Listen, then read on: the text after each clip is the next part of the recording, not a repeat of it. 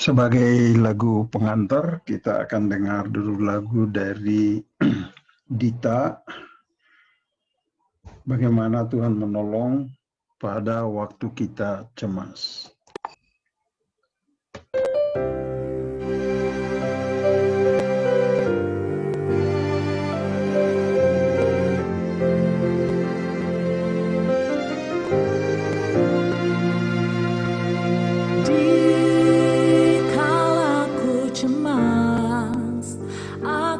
Masa depan dalam kehidupanku, ku mau lihat burung-burung di udara yang tak mengumpulkan bekal, tapi hidup dalam surga.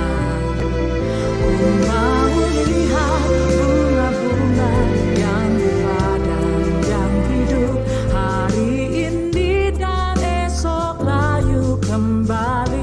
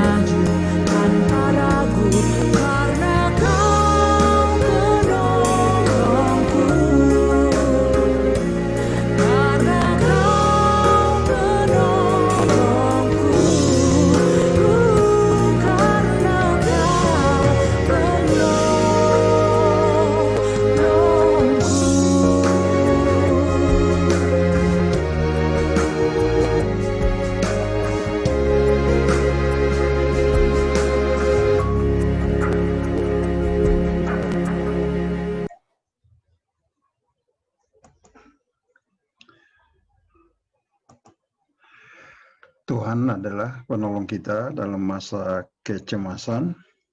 Sekarang saya mau bagi firman Tuhan, yaitu tentang pimpinan Tuhan di sepanjang kehidupan kita.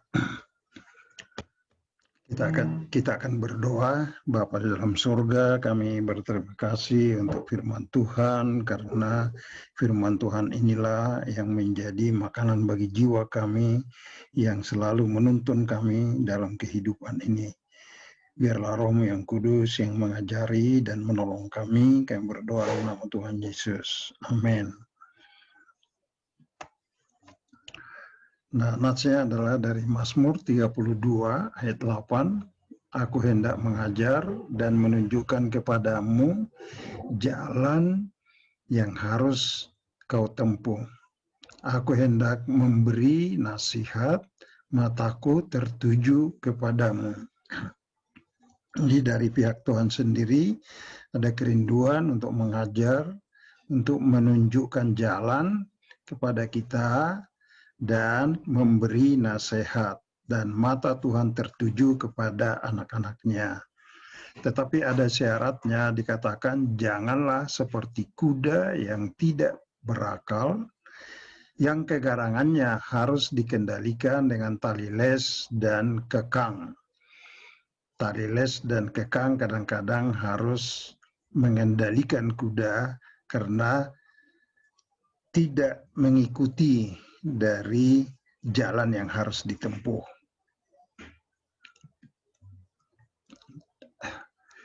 Bagian pertama adalah Allah rindu memimpin anak-anaknya. Tetapi pertanyaan, kenapa saya jarang mengalaminya? Ini adalah suatu proses pembelajaran. Karena pesan dari Tuhan sering adalah suara yang sangat halus dan pelan. Dan mudah sekali kita untuk tidak memperhatikan atau mendengarkannya. Jadi itu satu pelajaran yang perlu kita terus pelajari. Ya. Dan kalau kita tetap tidak mendengar, maka dikatakan Tuhan akan berbicara lebih keras. Ini saya baca dari Imamat tentang bagaimana tahap-tahapan Tuhan meningkatkan tegurannya supaya menangkap perhatian umatnya. Nah, dalam konteks ini, Imamat 26 ini, ada 5 tahapan di mana Tuhan sedang coba untuk mengambil perhatian dari umatnya supaya mendengar. Dimulai dengan musim kemarau, kemudian setelah itu mereka tidak mendengar, didatangkan binatang buas, kemudian juga pada saat itu mereka tidak dengar, maka didatangkan pedang musuh yang lebih berat lagi, kemudian penyakit sampar, ini sama seperti keadaan kita sekarang, ada COVID-19, dan akhirnya karena mereka tidak mendengar, dibawa kepada pembuangan, yaitu pada waktu itu adalah ke Babilonia. Nah, jadi ini yang dikatakan tadi bahwa oleh karena itu kita harus belajar mendengar. Kegarangan dikendalikan dengan tali les dan kekang. Nah, kuda ini sebetulnya tidak mau berhenti, jadi bagi si pengendara dia sedang ditarik supaya dia nurut dan dia berhenti. Nah, mengapa Tuhan rindu untuk memimpin kita? Alasannya adalah dari Efesus 2:10 dikatakan karena kita ini buatan Allah, diciptakan dalam Kristus Yesus untuk melakukan pekerjaan baik yang dipersiapkan Allah sebelumnya. Ia mau supaya kita hidup di dalamnya.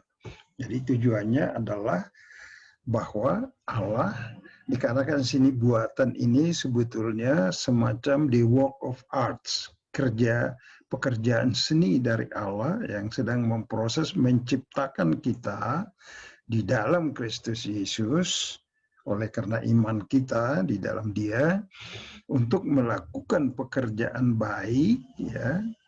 Dan pekerjaan baik ini sudah dipersiapkan Allah sebelumnya. Ia mau supaya kita hidup di dalamnya. Nah, kira-kira bagaimana gambaran dari karya Allah menciptakan kita? Nah, dalam Perjanjian Lama ada ilustrasi tentang tukang pembuat periuk, ya, yang disebut sedang membentuk bejana dari tanah liat. Yeremia 18:6. Masakan aku tidak dapat bertindak kepada kamu seperti tukang periuk ini, hai kaum Israel, demikianlah firman Tuhan. Sungguh seperti tanah liat di tangan tukang periuk, demikianlah kamu di tanganku, hai umat Israel. Jadi Allah sedang ingin membentuk umatnya, dan umatnya itu menjadi suatu bejana yang berguna. Nah, ini dapat kita lihat dalam ilustrasi berikutnya. Ini adalah pelarik yang sedang mencoba membuat suatu bejana, dan ini bentuknya sangat bagus, berseni, tetapi tidak mudah membentuk seperti ini kalau tanah liatnya itu benar-benar tidak halus. Kalau ada pasir, ada kerikil, ini tidak bisa terjadi. Dan kadang-kadang karena tidak mencapai kehalusan, maka dia hanya bisa untuk bejana yang kasar, yang seperti ini, ya, mana hanya mungkin ini bisa semacam untuk tempat tanah sehingga bisa ditanam bunga di sini. Tetapi lain lagi halnya kalau mau dibentuk kepada benda yang lebih mulia, misalnya seperti keramik. Nah, ini adalah keramik di mana prosesnya berbeda. Ini terjadi 2 kali pembakaran, di mana yang pertama membentuk dulu bentuk ini, kemudian yang kedua melapis dengan bahan ini keramik ini, kemudian melukisnya, baru dibakar lagi. Tetapi bejana ini, dalam hal ini misalnya seperti vas ini, ya, bisa berkata, aku tidak mau sampai 2 kali dibakar. Jadi kalau demikian, maka keindahan ini tidak akan tercipta. Jadi itulah perlunya kita kerelaan untuk mengikuti pimpinan Tuhan dalam kehidupan kita, karena memang Dia rindu supaya kita menjadi suatu bejana yang bisa dipakai dan sangat baik, ya. Nah, ada natsnya tentang hal ini, yaitu dari 2 Timotius 2:20. Dalam rumah besar terdapat perabot dari emas dan perak, juga kayu dan tanah. Yang pertama dipakai untuk maksud mulia, yang terakhir yang kurang mulia. Nah, bagaimana caranya supaya kita tergolong di dalam maksud yang mulia? Kata jawabnya dalam ayat 21, menyucikan dirinya dari hal-hal yang jahat, menjadi perabot rumah untuk maksud yang mulia. Ia dikuduskan, dipandang layak untuk dipakai tuannya, disediakan untuk setiap pekerjaan yang baik atau yang mulia. Jadi rahasianya adalah bahwa kesediaan untuk menjauhkan diri dari hal-hal yang jahat. Dengan kata lain, kita bertumbuh dalam kekudusan. Itulah salah satu syarat supaya kita berkenan dipakai oleh Tuhan sebagai bagian dari bejana yang mulia itu. Jadi kesimpulannya adalah bahwa kita bertumbuh dalam kekudusan adalah kunci menjadi bejana yang dipakai untuk maksud yang mulia. Sekali lagi, bertumbuh dalam kekudusan adalah kunci menjadi bejana yang dipakai untuk maksud yang mulia. Nah, tetapi pertanyaannya, pekerjaan baik apa yang dipersiapkan Allah? Nah, firman Tuhan berkata dalam 2 Korintus 1 ayat 3, terpujilah Allah, Bapa yang penuh belas kasihan dan Allah sumber segala penghiburan, yang menghibur kami dalam segala penderitaan kami, sehingga kami sanggup menghibur mereka yang berada dalam bermacam-macam penderitaan dengan penghiburan yang kami terima sendiri dari Allah. Artinya setiap kita sebetulnya perlu merenung dan melihat kembali dalam kehidupan kita bagaimana Tuhan telah menolong, bagaimana Tuhan telah menghibur kita dalam keadaan-keadaan sulit, bagaimana kita melihat pertolongan dari Tuhan datang. kita inventarisasi itu semua, dan itulah bahan yang kita pakai untuk menolong saudara-saudara yang lain. Karena prinsipnya di sini dikatakan, dengan penghiburan yang kami terima sendiri dari Allah sebagai bahan kami untuk menghibur mereka yang dalam bermacam-macam penderitaan itu. Jadi cara Allah adalah bahwa melalui mana kita telah ditolong itu suatu bahan yang baik untuk kita pakai untuk menghiburkan atau menolong orang lain. Karena zaman ini adalah sangat sulit orang berpengharapan, ya. Jadi kita perlu menolong mereka, memberi pengharapan sebagaimana Tuhan telah memberi pengharapan kepada kita dalam proses Tuhan menolong kita. Nah, berikutnya adalah dari 2 Korintus 8 ayat 1, saudara-saudara, kami hendak memberitahukan kepada kamu tentang kasih karunia yang dianugerahkan kepada jemaat-jemaat di Makedonia. Nah, apa karunia yang dikaruniakan pada jemaat ini?